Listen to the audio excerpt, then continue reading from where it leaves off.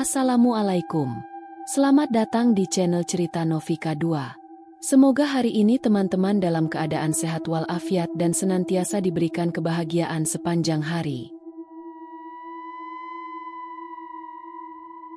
Cerita horor kali ini adalah kiriman dari Mas Sanusi, di sebuah kabupaten di Jawa Tengah. Terima kasih untuk Mas Sanusi, sudah berkenan berbagi cerita di channel Cerita Novika 2, yang kami beri judul Ronda Malam Bareng Warga Baru yang Ternyata Hantu. Desa Giri Tengah, terletak di kaki bukit berkabut, tak pernah benar-benar ramai. Jalanan sempitnya hanya sesekali dilalui sepeda motor tua, atau suara gemerincing lonceng sepeda ontel.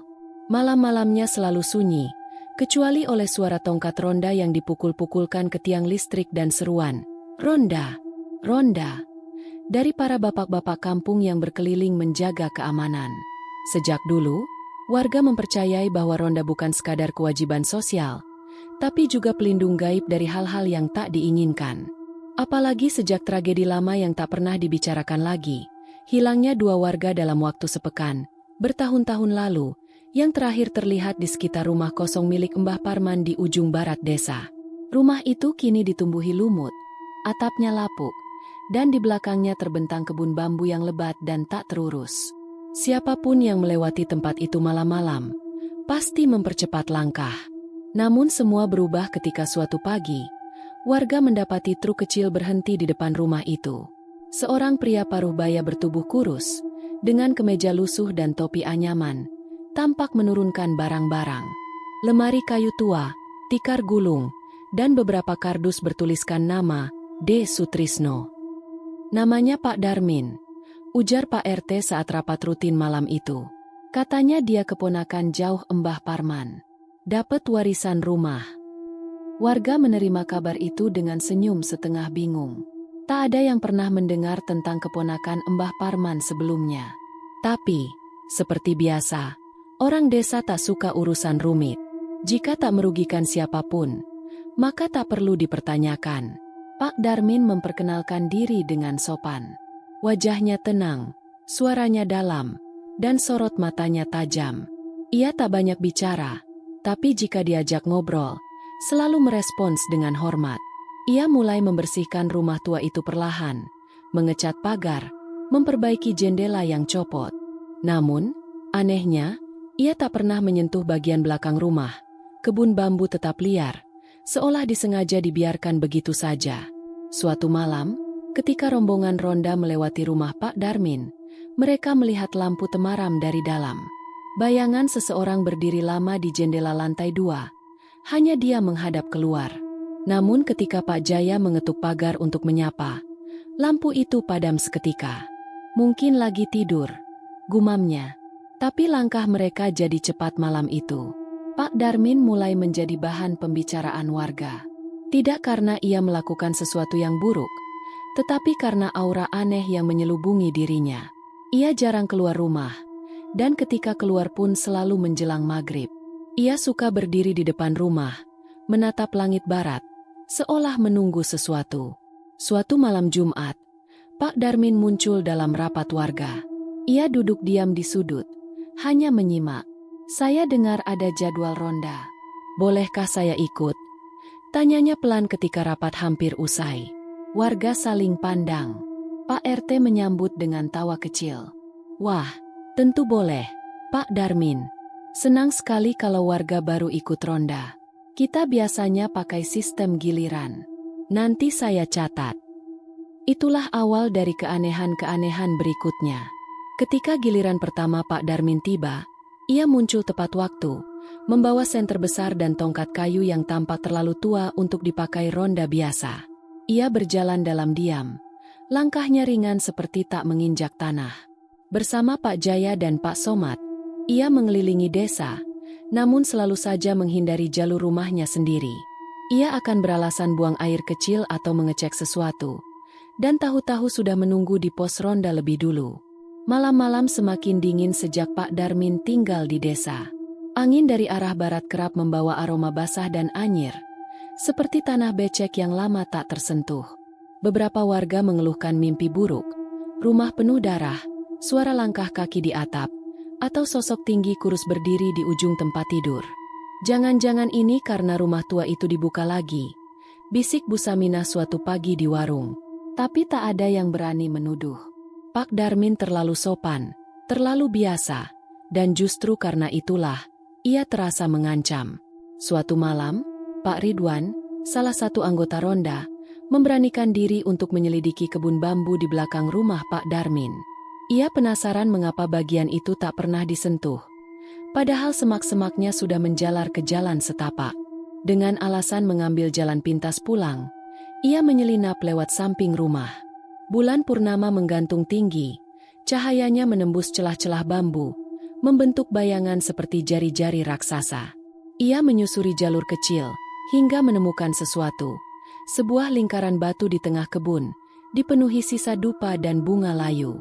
Di dalam lingkaran itu, ada sesuatu yang tampak seperti tulang belulang kecil, dan segumpal kain lusuh, berwarna merah tua seperti habis dicuci dari darah. Langkahnya terhenti.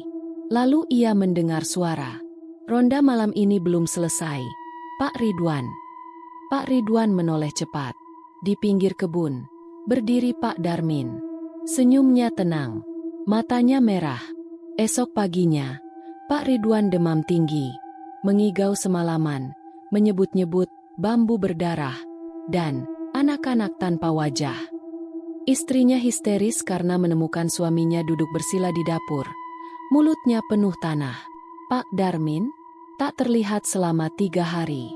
Baru malam keempat, lampu rumahnya menyala lagi. Dari jendela, tampak ia sedang duduk, menghadap altar kecil yang belum pernah ada sebelumnya. Dan malam itu, hujan pertama dalam 2 bulan turun. Hujan yang baunya seperti bangkai. Malam itu, langit menggantung rendah di atas desa Giri Tengah. Awan tebal menutup bulan, dan hanya sedikit cahaya redup yang berhasil menembus kabut tipis yang melayang di antara rumah-rumah. Suara jangkrik tak terdengar sebanyak biasanya, seolah binatang-binatang kecil pun memilih diam malam ini.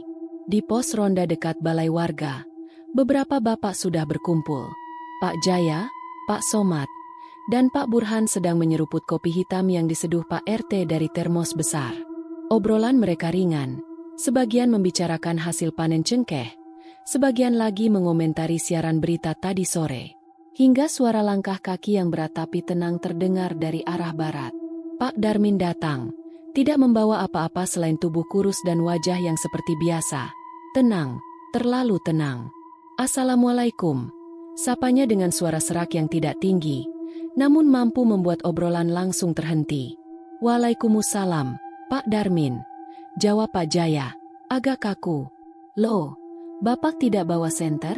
Tongkat ronda juga tidak? Tanya Pak Somad sambil menyodorkan satu dari tongkat kayu yang disiapkan di sudut pos. Pak Darmin tersenyum, pelan. Gelap bukan hanya milik malam. Kadang kita membawa gelap dalam dada, ujarnya, seperti menyampaikan pepatah yang tak ada ujungnya.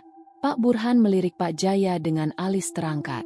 Mereka sudah tahu, malam ini akan aneh. Mereka berempat mulai berjalan menyusuri jalan utama desa. Di kiri kanan mereka, rumah-rumah warga tampak remang. Beberapa masih menyala lampunya, sebagian lainnya sudah gelap, tertutup tirai rapat. Angin malam mulai turun, menggigit kulit, meski belum terlalu dingin. Yang membuat mereka heran, meskipun Pak Darmin tidak membawa senter, dia selalu tahu persis arah. Bahkan saat gang menjadi sempit dan tikungan-tikungan mulai membingungkan, Pak Darmin justru berjalan di depan, menyusuri jalur seperti yang telah dia hafal seumur hidupnya. Padahal ini baru malam pertama dia ronda, bisik Pak Jaya pada Pak Burhan. Apa mungkin dia pernah tinggal di sini dulu? Timpal Pak Burhan juga berbisik. Langkah mereka terus maju. Suara sendal jepit dan sepatu karet bersahut-sahutan. Kadang Pak Darmin berhenti sejenak, menatap ke satu sudut gang, lalu tersenyum kecil sebelum melanjutkan. Ia tak banyak bicara, tetapi saat berbicara, kata-katanya selalu berat. Setiap malam menyimpan kenangan, katanya saat mereka melewati pohon randu tua di tikungan barat. Dan kenangan, kalau dibiarkan, bisa tumbuh seperti jamur. Tak ada yang tahu harus menanggapi bagaimana. Saat jarum jam menunjuk ke pukul 1 malam, rombongan ronda tiba di dekat batas barat desa. Tempat yang selalu membuat para peronda mempercepat langkah. Kebun bambu. Rumpun-rumpun bambu tua menjulang seperti tombak-tombak raksasa yang sedang saling membisikkan kutukan. Daun-daunnya bergetar meskipun tidak ada angin. Dan di sanalah, rumah Pak Darmin berdiri, remang, dengan satu lampu minyak kecil menyala di beranda. Pak Jaya menghentikan langkah, menghela napas. Kita balik kanan saja. Ya, daerah sini juga jarang ada maling, katanya, berusaha terdengar wajar. Namun sebelum ia berbalik, angin berdesir kencang, dingin dan tajam. Seolah dari perut bumi, tiupan itu mengguncang dedaunan dan membuat mereka semua merapatkan jaket. Lalu, suara kentongan. Tong, tong, tong. Mereka semua menoleh. Pak Jaya, siapa yang jaga pos? Suara Pak Somad bergetar. Tak ada yang menjawab. Mereka baru sadar, suara kentongan datang dari arah pos ronda, yang jelas-jelas telah mereka tinggalkan setengah jam lalu. Dan tak mungkin ada orang lain di sana. Lalu suara itu terdengar lagi, lebih cepat dan berat. Tong, tong, tong. Wah, ini udah nggak beres, kata Pak Burhan sambil melirik ke arah kebun bambu. Pak Darmin hanya berdiri diam. Pandangannya tertuju ke sela-sela rumpun bambu. Matanya seperti menyipit menembus gelap. Kita manusia, tapi sering lupa bahwa malam juga punya penghuninya sendiri, katanya. Pak Jaya menelan ludah. Apa maksud Bapak? Pak Darmin menoleh perlahan.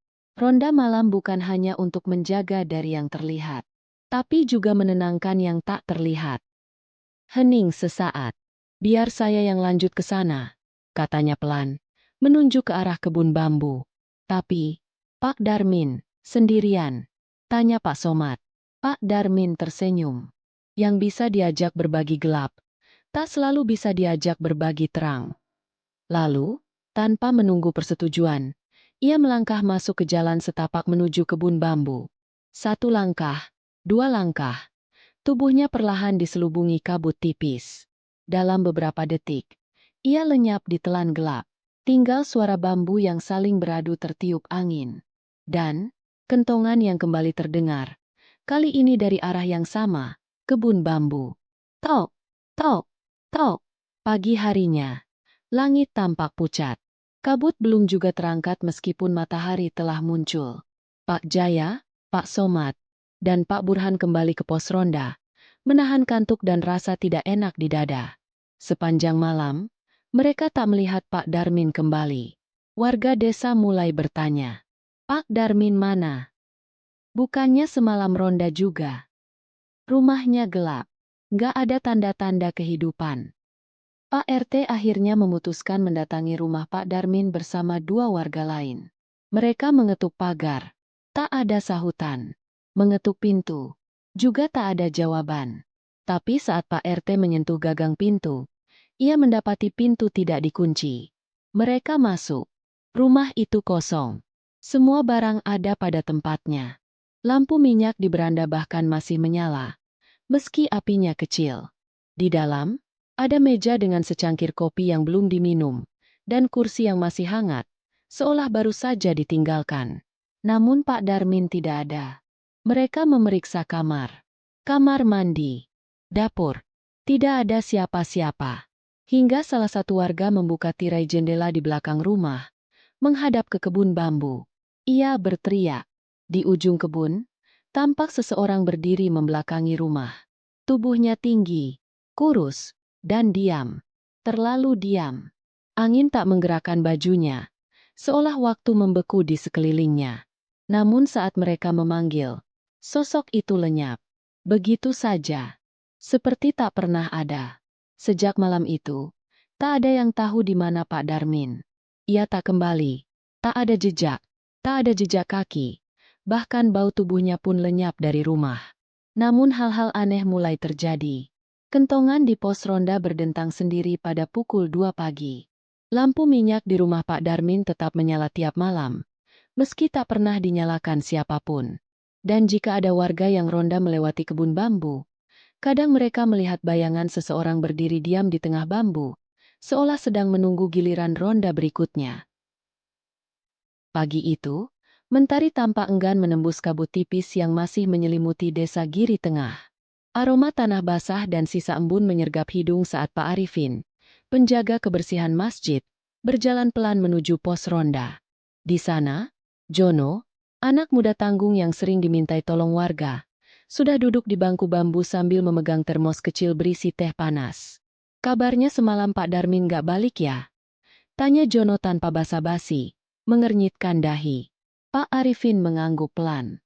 "Iya, aku dengar dia terakhir kelihatan jalan sendiri ke arah kebun bambu. Terus nggak balik-balik?" "Nggak," jawab Pak Arifin. "Aneh, ya?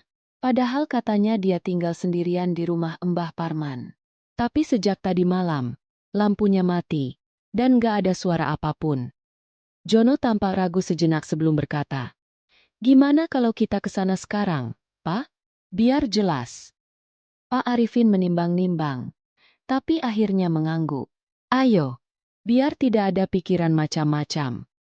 Rumah itu berdiri seperti biasanya. Kusam, sunyi, dan tampak tua meski baru beberapa minggu lalu diperbaiki saat Pak Darmin datang. Tapi pagi ini ada yang berbeda. Pekarangan kecil yang biasanya bersih dari dedaunan kini berantakan. Tanaman di pot kecil layu seperti tak pernah disiram. Dan yang paling ganjil, pintu rumah tidak terkunci. Pak Arifin membuka pelan. Engsel pintu berdecit kecil. "Pak Darmin," panggilnya setengah ragu. Tak ada jawaban. Mereka masuk, langkah mereka hati-hati, menyusuri ruang tamu yang kosong. Tak ada kursi, tak ada meja. Bahkan lantai pun bersih seperti tak pernah diinjak siapapun. Aroma lembab dan dingin memenuhi udara, seperti rumah yang sudah lama ditinggalkan. Padahal kemarin pagi, rumah ini terang benderang. Ada aroma kopi, ada rak buku di sisi dinding, bahkan selembar sajadah terbentang di ruang tengah. Kini semua hilang. Jono melangkah lebih dalam ke ruang belakang, lalu berhenti mendadak. "Pak, kesini, deh." Pak Arifin menyusul dan berdiri di tengah ruangan. Di lantai, debu tipis menutupi ubin, namun ada satu hal yang mencolok, 2 jejak kaki telanjang, mengarah dari pintu depan ke tengah ruangan, dan berhenti. Tidak ada jejak keluar. Tidak ada langkah mundur. Seolah pemiliknya tiba-tiba menghilang begitu saja di tempat itu. "Kok bisa, ya?" bisik Jono. Pak Arifin berjongkok, menyentuh debu di sekitar jejak kaki. Kering, tidak ada kelembaban, tidak ada lumpur. Tapi bentuknya jelas, kaki pria dewasa, ukuran kira-kira 41 atau 42. Jejak itu benar-benar berhenti, tidak mengarah kemana-mana. "Pak, ini mulai aneh," bisik Jono. "Kita lapor Pak RT saja, ya?" Pak Arifin mengangguk, dadanya terasa sesak. "Iya, ini bukan hal biasa." Pak Suraji, ketua RT Giri Tengah, adalah sosok yang disegani. Ia mantan guru SD, orangnya tegas tapi adil, dan selalu menjadi penengah dalam persoalan warga. Ketika Jono dan Pak Arifin menyampaikan temuan mereka, Pak Suraji mendengarkan dengan serius. Tangan kirinya menggenggam segelas kopi yang sejak tadi tak ia seruput. "Rumah kosong? Padahal minggu lalu saya masih antar beras ke situ." Dia sempat cerita soal kampung lamanya di lereng Gunung Merapi. Ujar Pak Suraji dengan alis berkerut. "Pak, jejak kaki itu," kata Jono, "kayak jejak orang yang hilang tiba-tiba." Pak Suraji berdiri. "Ayo ke balai desa. Saya mau lihat data." Di ruang arsip yang sunyi dan berdebu, Pak Suraji membuka map berlabel pendatang baru. Ia menggeser lembar demi lembar, membaca nama-nama yang tertulis rapi, lengkap dengan alamat dan nomor KTP. Setelah 10 menit mencari, ia berhenti. Ditariknya napas dalam-dalam. "Tidak ada," katanya lirih. "Apa, Pak?" tanya Pak Arifin. "Nama Darmin tidak ada. Tidak pernah tercatat sebagai pendatang, apalagi warga tetap. Bahkan saya cek buku pendaftaran surat keterangan domisili. Tidak ada satupun tanda tangan dia." "Loh, terus siapa yang kasih izin dia tinggal di rumah Mbah Parman?"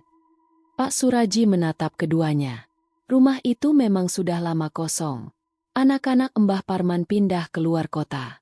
Tapi katanya, mereka belum mengizinkan siapapun tinggal di sana. Bahkan tidak ada yang tahu siapa yang kunci rumah itu ke Pak Darmin. Sini, hanya suara jam tua di dinding yang berdetak pelan. Pak Arifin merasa tengkuknya dingin. Pak, saya juga ingat. Waktu pertama dia datang, memang gak ada yang tahu dari mana dia muncul. Tahu-tahu, rumah itu sudah ada suara ketuk-ketuk, lampu menyala. Lalu dia keluar dan menyapa warga. Pak Suraji memejamkan mata sejenak, lalu menghela napas. Ini harus kita rembukan. Tapi tolong jangan buat panik warga.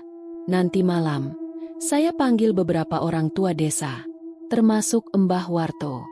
Dia tahu banyak soal sejarah tempat ini. Malamnya, di rumah Pak Suraji, berkumpul 5 orang. Pak Arifin, Jono, Pak Burhan, Mbah Warto, dan Pak RT sendiri. Di atas meja ada satu termos besar berisi wedang jahe, dan nampan kecil berisi pisang goreng yang sudah dingin. Mbah Warto duduk paling ujung. Umurnya lebih dari 80 tahun, tapi sorot matanya masih tajam. Ia diam mendengar penjelasan Pak Suraji, lalu menggenggam tasbihnya erat-erat. Rumah itu, dulunya bukan hanya rumah Mbah Parman, katanya pelan. Sebelum Mbah Parman, tempat itu adalah pondok ronda tua. Dulu, zaman penjajahan, di situ tempat para penjaga malam berkumpul. Tapi pernah suatu malam, seluruh ronda tidak kembali. Hanya kentongan yang berdentang keras sampai pagi. Lalu, tanya Pak Arifin, merinding. Waktu warga datang ke sana, yang tersisa cuma senter-senter patah dan tanah basah berjejak-jejak kaki. Tapi tak ada satupun yang keluar. Sejak itu, rumah itu ditinggalkan. Mbah Parman bangun ulang rumahnya di atas puing lama itu. Tapi dia selalu cerita, kalau tiap malam Jumat, ada suara orang ronda di halaman rumahnya. Dan Pak Darmin? Tanya Jono lirih. Bisa jadi dia bukan orang biasa, kata Mbah Warto. Bisa jadi dia yang dulu pernah ronda, dan kembali saat malam butuh penjaga. Sini, Pak RT menatap semua yang hadir. Mulai malam ini, kita jangan ronda sendirian. Dan, jangan mendekat ke kebun bambu tanpa alasan jelas. Saya akan minta Pak Modin dan Pak Kiai untuk mendoakan rumah itu. Namun, malam tak pernah sepenuhnya diam.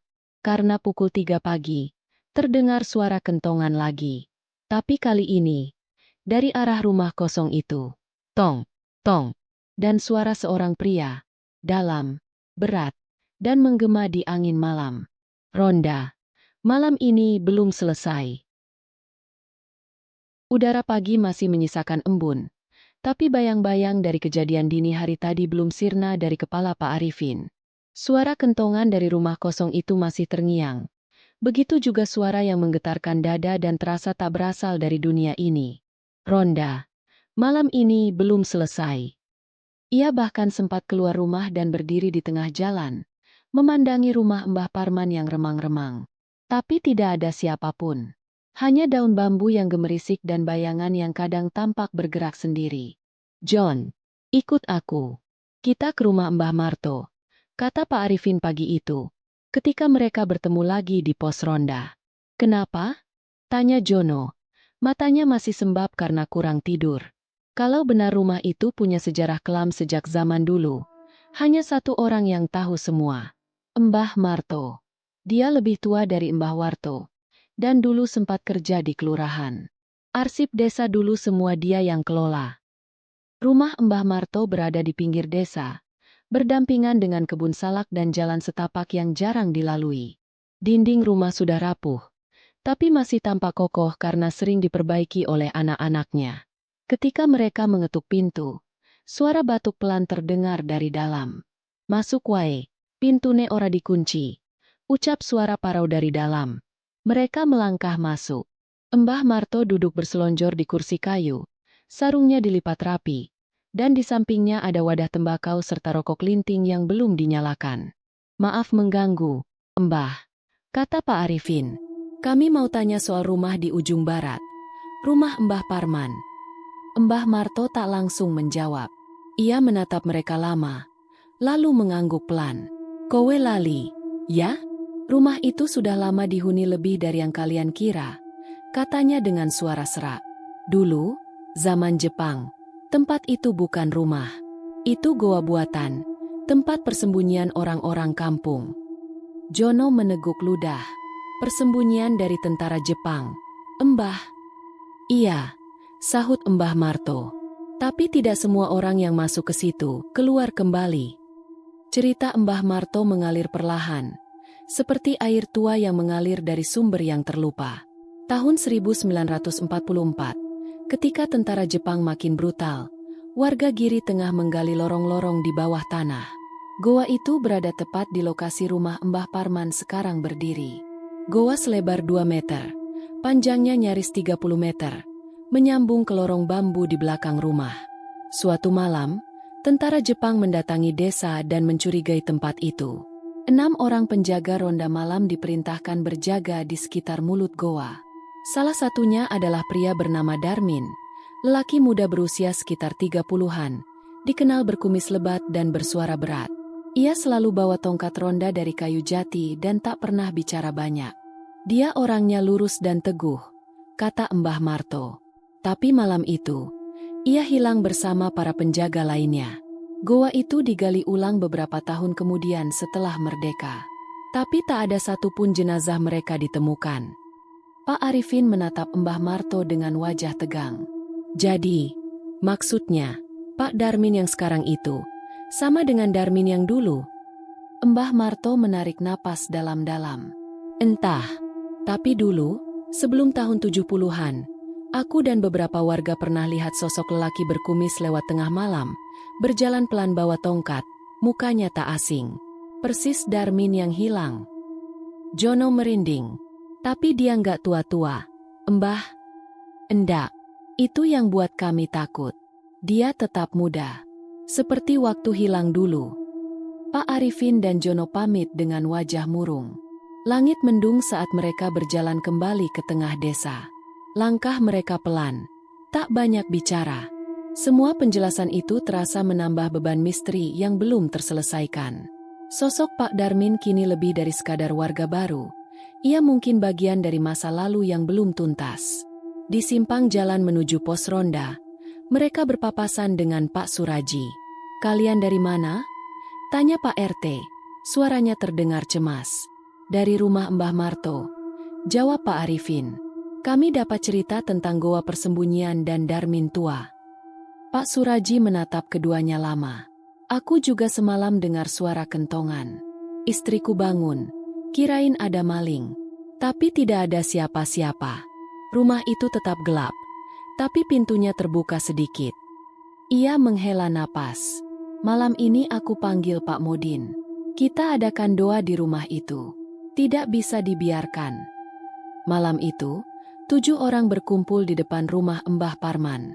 Pak Modin memimpin doa dengan suara lantang. Asap dupa mengalir dari mangkuk tembaga kecil. Pak Arifin memegang senter, sementara Jono menggenggam sajadah lipat. Di antara mereka, hanya satu yang diam, Mbah Warto, berdiri di ujung halaman, menatap pohon bambu yang bergoyang seperti punya nyawa. Doa berlangsung hikmat, tapi ketika ayat-ayat mulai menyentuh bagian-bagian tertentu, suasana berubah. Angin bertiup dari arah kebun. Dedaunan berdesir, dan di kejauhan, terdengar dentang kentongan. Pelan, lambat, menghantam udara malam. Tong. Pak Modin berhenti membaca. Tong. Semua menoleh ke arah rumah kosong. Tong. Dan muncul satu cahaya samar, seperti lentera tua yang menyala redup, berayun pelan di dalam rumah. Pak Suraji menggenggam lengan Pak Arifin. Ada orang di dalam. Pak Modin melanjutkan doa. Suaranya kini lebih keras. Bacaan surat-surat pendek menggema di halaman rumah yang dingin. Namun lentera itu tetap menyala, berayun, seolah melambai. Tiba-tiba, angin berhenti, daun bambu tak bergerak, dunia diam. Dan mereka mendengar suara, berat, seperti napas yang ditahan lama dan dilepaskan. Masih, ada yang belum ronda. Semua mundur satu langkah. Mbah Warto menunduk dan berkata lirih. Dia datang karena ada yang lupa berjaga. Desa ini dulu diselamatkan dengan darah. Dan siapapun yang menggantikan Ronda, harus menyelesaikannya. Pak Modin menyelesaikan doanya. Lentera di rumah itu padam seketika. Suasana kembali hening, tapi hawa dingin menempel seperti kabut yang menolak pergi.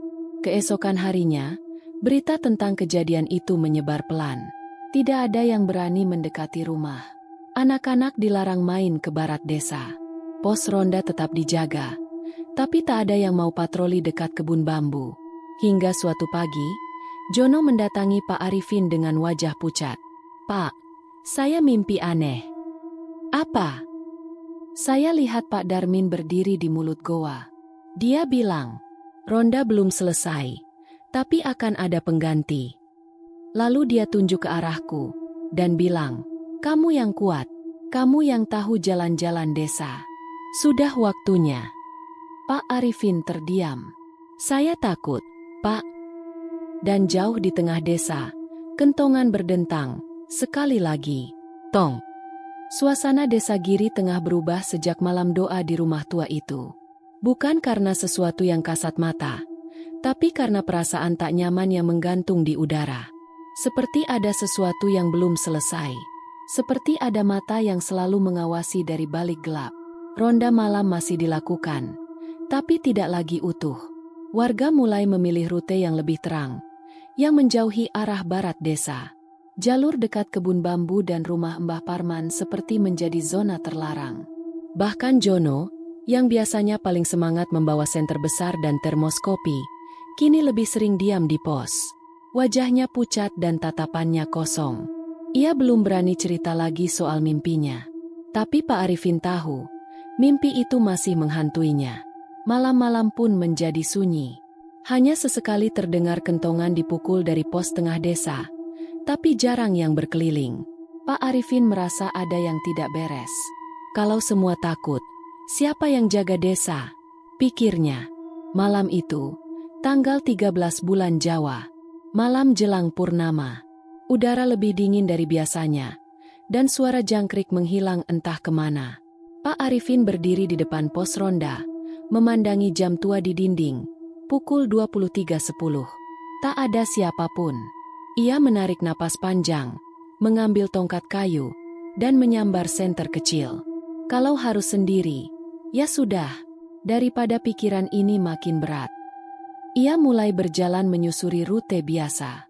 Lewat lapangan, tikungan dekat musola, lalu perempatan kecil yang mengarah ke barat. Ia sempat ragu, tapi langkahnya tidak berhenti. Kakinya membawanya ke jalur yang dihindari semua orang. Jalan setapak di samping kebun bambu. Angin berdesir lembut saat ia mendekat. Bambu-bambu tinggi menjulang ke langit, menyisakan lorong gelap yang hanya diterangi cahaya senter kecil. Lalu, ia melihatnya. Di balik celah batang bambu, berdiri sosok itu. Pak Darmin. Tapi bukan seperti malam-malam biasa. Kali ini ia terlihat lebih jelas. Wajahnya samar diterpa cahaya bulan yang mulai membulat. Kumis tebalnya rapi, dan tubuhnya tegap seperti biasa. Ia mengenakan baju lengan panjang seperti jaket zaman dulu, dan di tangannya tergenggam tongkat kayu yang sudah usang. Sosok itu tak berkata apa-apa. Hanya berdiri, menatap Pak Arifin dengan sorot mata kosong, lalu mengangguk pelan ke arah jalan setapak, isyarat untuk ikut. Pak Arifin diam. Ada rasa takut, tapi lebih kuat dari itu, rasa tanggung jawab. Ia melangkah maju. Jalan di antara bambu itu ternyata mengarah ke sebuah bukaan tanah kecil, seperti pelataran tersembunyi. Dulu tempat ini sering dipakai anak-anak bermain. Tapi kini tak ada siapapun yang datang ke sini. Rumputnya meninggi, dan batu-batu besar membentuk lingkaran ganjil di tengahnya. Pak Darmin berdiri di ujung lingkaran batu itu, lalu menunduk seperti sedang menyimak sesuatu. Pak Arifin memutar tubuhnya, hendak bertanya, tapi sosok itu menghilang. Begitu saja. Tak ada suara, tak ada jejak langkah. Hanya angin dan bisikan bambu yang saling berdesir. Pak Arifin panik sejenak.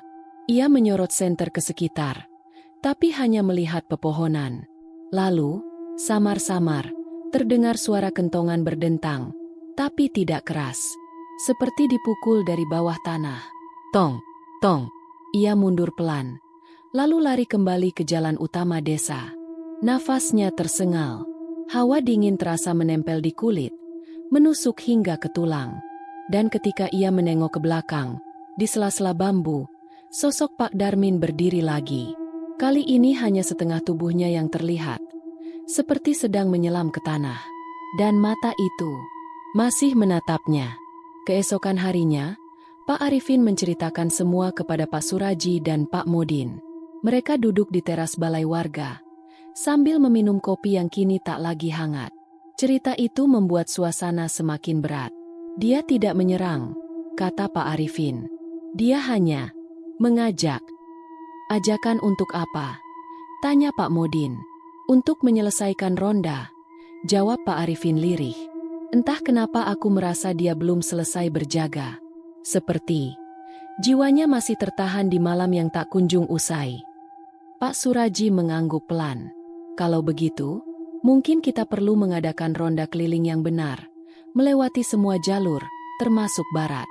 Kita harus tunjukkan bahwa desa ini tidak takut. Malam berikutnya, keputusan itu dijalankan. Ronda besar dengan lebih dari 10 orang dilakukan. Mereka membawa senter, tongkat, bahkan pengeras suara dari musola. Barisan dibagi dua. Satu ke arah timur, satu lagi, dipimpin Pak Arifin, ke arah barat. Mereka menyusuri kebun bambu bersama-sama. Tidak ada suara, hanya langkah kaki dan gemerisik daun. Dan di tengah jalan setapak itu, mereka kembali melihatnya. Pak Darmin berdiri, diam. Kali ini tidak hanya Pak Arifin yang melihat, tapi semuanya. Seperti bayangan yang nyata, sosok itu tampak jelas di bawah cahaya bulan yang kini bulat sempurna. Ia mengangguk sekali, lalu menoleh ke arah goa tua, yang mulutnya kini tertutup rimbunan semak, tapi masih bisa dikenali dari susunan batunya. Pak Modin berdoa pelan. Pak Suraji menunduk. Semua tahu, ini bukan hanya tentang hantu atau penampakan. Ini tentang janji yang belum ditepati. Tentang tugas yang belum selesai sejak zaman perang. Dan ketika angin berhenti, dan semua terdiam, suara kentongan terdengar lagi. Tong, tong, tong. 3 kali. Lalu menghilang. Sosok Pak Darmin juga menghilang bersama suara itu. Setelah malam itu, sosok Pak Darmin tidak muncul lagi selama beberapa hari. Tapi warga tahu, ia masih ada. Sesekali anak-anak melihat bayangan seseorang berjalan di kebun bambu. Atau suara tongkat menghantam tanah perlahan di tengah malam.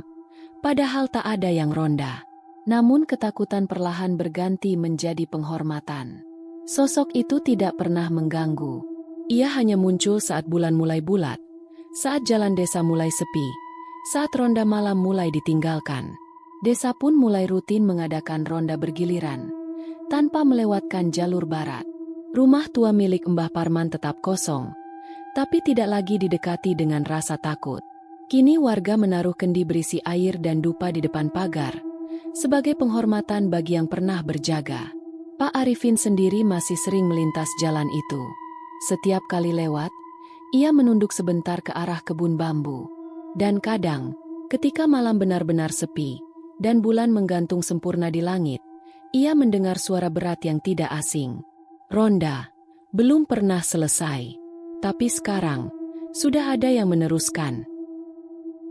Sejak ronda besar malam purnama itu, suasana desa Giri Tengah terasa lebih tenang. Tak ada lagi bisik-bisik tentang penampakan atau bayangan yang berkeliaran di antara kebun bambu. Namun, justru dalam ketenangan itu, sesuatu kembali bergerak. Sesuatu yang tidak biasa. Malam itu, sekitar pukul 10, langit bersih tanpa awan. Bintang-bintang bertaburan, dan suara jangkrik kembali mengisi ruang malam. Pak Arifin sedang duduk di pos ronda bersama Jono dan Pak Warto. Mereka bertiga berbagi termos kopi dan memantau suasana, seperti biasa. Tumben, langit cerah banget ya, gumam Jono sambil menyeruput kopi. Pak Warto hanya mengangguk.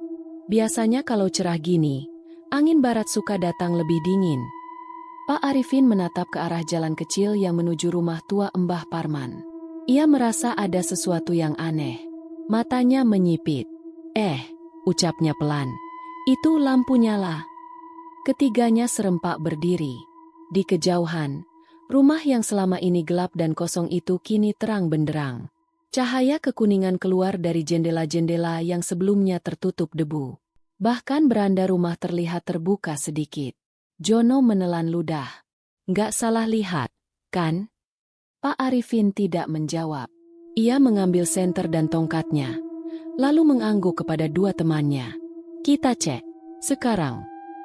Mereka berjalan perlahan menyusuri jalan tanah yang mulai ditumbuhi rumput liar. Udara terasa lebih dingin dari biasanya, seolah embun turun lebih cepat malam itu. Angin berembus pelan dari arah barat, membawa aroma tanah lembab dan sesuatu yang lebih tua dari waktu. Ketika mereka sampai di pagar bambu rumah itu, mereka berhenti. Pintu rumah terbuka setengah, dan dari dalamnya memancar cahaya lampu minyak. Bukan listrik, bukan lampu neon, tapi cahaya temaram yang bergetar tenang. Di ambang pintu, berdiri seorang pria, Pak Darmin. Wajahnya tenang, kumisnya tetap rapi. Ia mengenakan pakaian seperti malam pertama ronda, jaket tua berwarna kelabu dan sarung kotak-kotak. Di tangannya tergenggam tongkat kayu tua yang terlihat seperti sudah bertahun-tahun digunakan. Ia tidak bergerak, hanya berdiri, menatap mereka. Bukan dengan ancaman, tapi dengan ketenangan, seolah menyambut kawan lama. Pak Arifin memberanikan diri melangkah maju. Pak Darmin. Pria itu mengangguk. Suaranya keluar pelan, seperti angin yang baru bangun dari tidur panjang. Aku hanya ingin berjaga. Sekali lagi. Mereka bertiga masuk perlahan ke dalam rumah. Anehnya, tak ada debu. Lantai bersih. Dinding rumah yang dulunya lapuk kini terlihat seperti telah diperbaiki. Meja di ruang tamu terisi kendi, cangkir tanah liat, dan lampu minyak yang menyala stabil. Duduklah, kata Pak Darmin. Suaranya masih datar. Pak Arifin, Jono, dan Pak Warto duduk, meski seluruh tubuh mereka menegang. Aku Darmin, katanya pelan. Anak ketiga dari Mbah Suro. Dulu tinggal di sini, sebelum semuanya hancur. Pak Arifin menoleh. Bingung. Mbah Suro? Tapi, itu zaman dulu sekali. Darmin mengangguk. Aku bagian dari ronda tua. Zaman masih gelap. Zaman kita semua takut suara pesawat melintas. Zaman kita jaga kampung tanpa tahu kapan pagi akan datang. Ia menunduk. Matanya menerawang ke masa lalu yang jauh. Satu malam aku jaga sendiri. Aku menyusuri kebun bambu. Lalu, suaranya terputus. Jono tak tahan bertanya. Apa yang terjadi, Pak? Darmin mengangkat wajahnya. Sorot matanya jauh. Tak ada pagi. Aku hilang begitu saja. Badanku entah kemana. Namaku tak pernah dicari. Lalu rumah ini, kosong. Namaku terhapus dari daftar warga. Bahkan dari pikiran orang-orang. Ia berdiri perlahan. Bayangannya memanjang ke dinding. Bertahun-tahun aku menunggu. Tidak untuk balas dendam. Tidak untuk menakuti. Hanya ingin berjaga sekali lagi. Menyelesaikan ronda yang tertunda. Pak Warto menggigil. Jadi, Bapak bukan orang? Darmin menoleh padanya. Tersenyum kecil. Aku pernah manusia. Tapi tubuhku tak ditemukan. Namaku tak tercatat. Maka aku tak benar-benar pergi. Aku terperangkap di antara waktu. Malam semakin dalam. Jam di dinding rumah menunjukkan pukul 2. Meski mereka merasa baru sejam duduk. Tidak ada bunyi lain. Hanya suara detak lampu minyak dan hembusan napas mereka yang gugup. Pak Arifin menunduk. Suaranya gemetar. Pak Darmin, kalau kami bantu, apa yang bisa kami lakukan? Darmin menatap ketiganya. Lalu menunduk. Bantulah aku kembali tercatat. Tuliskan namaku. Sebut dalam doa. Letakkan batu nisan di ujung jalan bambu. Supaya aku tahu. Tugasku sudah selesai. Ia bergerak menuju pintu. Dan tolong, jaga kampung ini. Jangan biarkan ronda hilang. Jangan biarkan gelap menang. Ketika mereka bertiga keluar dari rumah itu, langit mulai memucat di ufuk timur. Subuh datang. Tapi saat mereka menoleh ke belakang, rumah Pak Darmin kembali gelap. Seperti tak pernah menyala. Seperti tak pernah ada. Hari berikutnya, Pak Arifin dan warga desa mengadakan pertemuan. Di bawah arahan Pak Suraji, mereka menggali arsip lama dan bertanya ke Mbah Marto. Dan benar saja, ditemukan catatan kuno dari tahun 1947 tentang seorang ronda muda bernama Darmin bin Surodarmo yang hilang saat ronda dan tak pernah ditemukan. Namanya terhapus dari daftar penduduk. Tidak ada pemakaman. Tidak ada doa. Hari itu juga, warga menggali batu sungai, menuliskan nama itu, Darmin bin Surodarmo, penjaga malam desa Giri Tengah. Mereka menanam batu itu di ujung jalan bambu, menyalakan pelita kecil, dan membacakan doa. 3 malam berturut-turut, mereka adakan tahlilan untuknya. Sejak saat itu, tak ada lagi penampakan. Tak ada suara tongkat menghantam tanah. Tak ada bayangan di balik bambu. Tapi setiap malam, saat ronda dilakukan dengan tertib, selalu ada rasa hangat yang menyertai. Seperti seseorang mengawasi dari kejauhan. Seperti ada satu ronda tambahan yang berjalan lebih dulu di depan mereka, memastikan jalan aman. Pak Arifin kadang masih menengok rumah itu. Tetap kosong, tapi kini tak lagi mengundang takut. Rumah itu kini dikenal sebagai rumah penjaga terakhir. Dan di malam-malam tertentu, warga sering menaruh kopi hangat di pagar depan. Barangkali untuk seseorang yang pernah berjaga, dan kini telah pulang. Sejak batu nisan sederhana bertuliskan Darmin bin Surodarmo ditanam di ujung jalan bambu, suasana desa Giri Tengah memang berubah. Tidak drastis, tidak seperti malam tiba-tiba menjadi siang. Tetapi ada pergeseran halus, seperti kabut yang menipis, atau angin yang berhembus lebih lembut dari biasanya. Tidak ada lagi penampakan. Rumah tua peninggalan Mbah Parman tetap sunyi, tetapi bukan lagi sunyi yang menakutkan. Sunyi itu kini terasa seperti jeda, seolah seseorang sedang istirahat setelah perjalanan yang sangat panjang. Namun, meskipun Pak Darmin tidak pernah terlihat lagi, desas-desus tentang dirinya tidak pernah benar-benar hilang. Mereka hanya berubah wujud, dari cerita menjadi bisik, dari bisik menjadi kebiasaan, dan dari kebiasaan menjadi bagian dari malam. Pak Arifin adalah satu-satunya orang yang paling sering menyusuri jalan barat sekarang. Sejak kejadian itu, ia seperti mengemban tanggung jawab baru yang tak pernah diucapkan siapapun. Setiap malam Jumat, ketika kebanyakan warga memilih berkumpul di pos ronda dekat balai desa, Pak Arifin akan berjalan sendiri menyusuri jalan tanah itu. Ia tidak takut. Ia juga tidak berharap bertemu Pak Darmin lagi. Tetapi ia tahu, di antara suara malam dan desir daun bambu, ada sesuatu yang masih berjaga. Mungkin bukan hantu, mungkin bukan roh penasaran, tapi mungkin jiwa yang tak sempat ditenangkan, kini sudah menemukan tempatnya, dan tetap memilih berjaga diam-diam. Suatu malam, saat bulan sabit menggantung di langit, Pak Arifin duduk sendirian di pos kecil dekat kebun bambu. Ia membawa kopi panas dan roti singkong. Di sampingnya, seperti biasa, ia letakkan satu gelas kecil tambahan. Untuk siapa? Ia tidak pernah menjelaskan.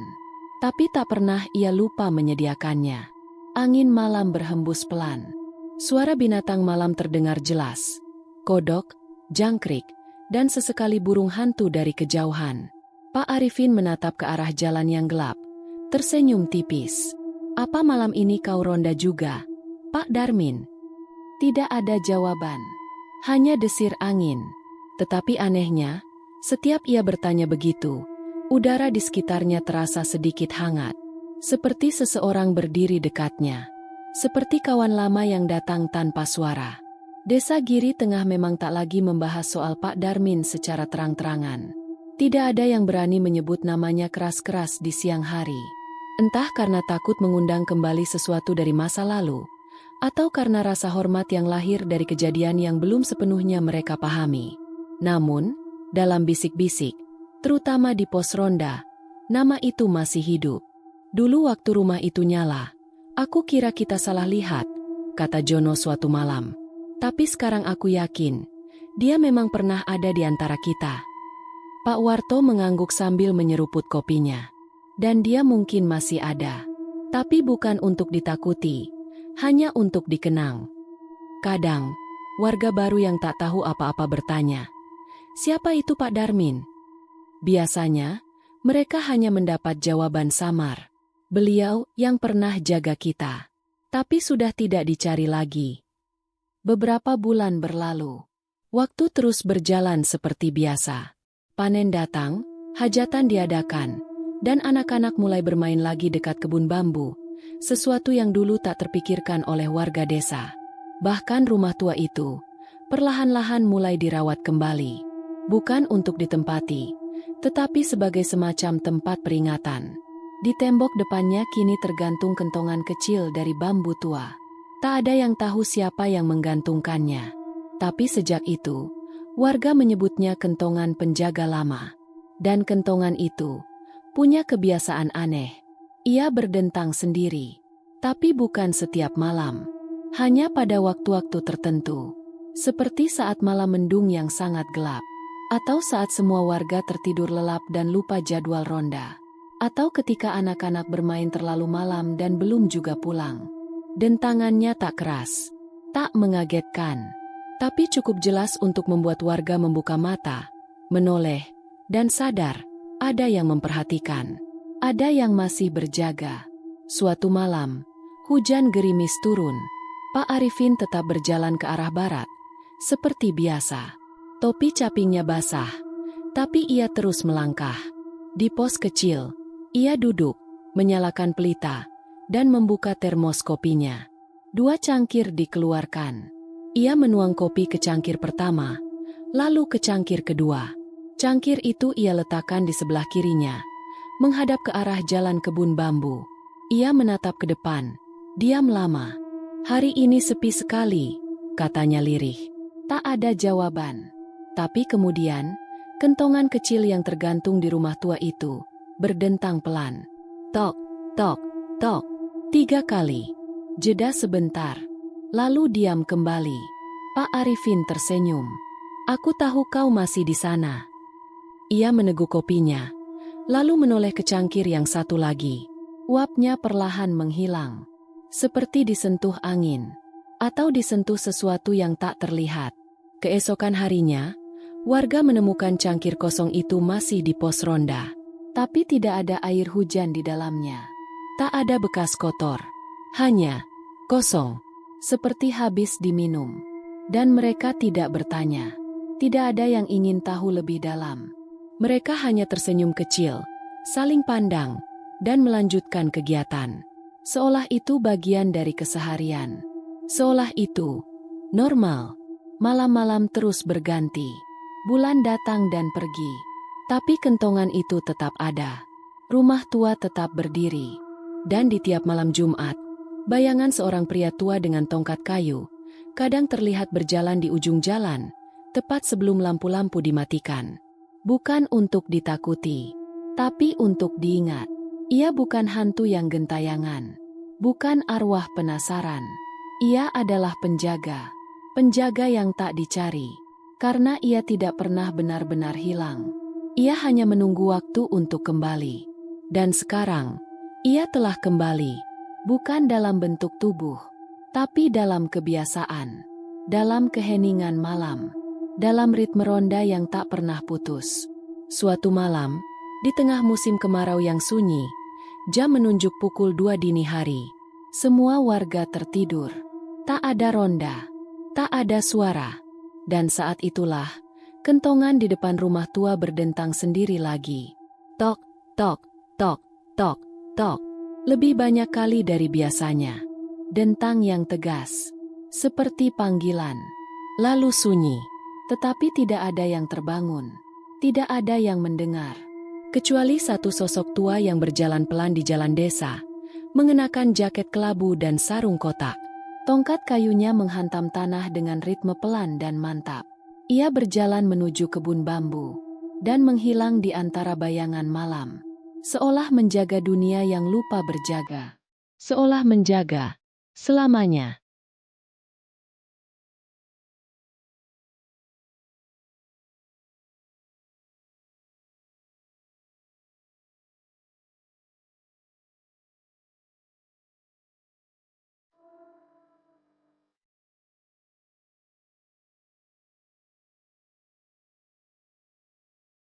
Demikian cerita hari ini.